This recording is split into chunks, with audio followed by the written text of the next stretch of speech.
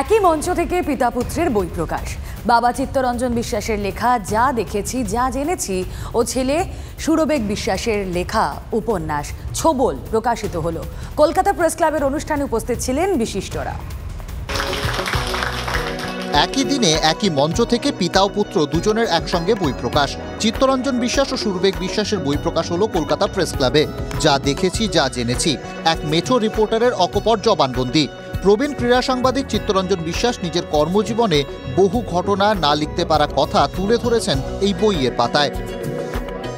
তখন অনেক কিছু লিখতে পারিনি, রাজনৈতিক চাপ ছিল, কাগজেও তারা সেই চাপ এখনও যেমন আছে, তখন আরও চাপ ছিল, লিখতে পারতাম না। আমি সেই জিনিসগুলো লিখেছি। এখন আমি ভয় কী করি, এখন ৮৬ বছর বয়স হয়ে যাচ্ছে, একটা গুলি করবে মনে যাবো, ঠিক আছে। একই সঙ্গে ছেলে সুরবেগ বিশ্বাসের লেখা উপন্যাস ছোবল এদিন প্রকাশিত হয় কলকাতা প্রেস ক্লাবে। জুডিশিয়াল থ্রিলার, মূলত কোর্টরুমের বাইরের কথা তুলে ধরার চেষ্টা করেছেন লেখক। এদিনের এই অনুষ্ঠান শুধুমাত্র পিতা ও পুত্রের বই প্রকাশেই থেমে থাকেনি। একই সঙ্গে প্রবীণ ক্রীড়া সাংবাদিক চিত্তরঞ্জন বিশ্বাসকে নিয়ে তৈরি ডকুমেন্টারির অফিসিয়াল ট্রেলার প্রকাশিত হয়। সুপ্রিয় গুহর রিপোর্ট, TV9 বাংলা।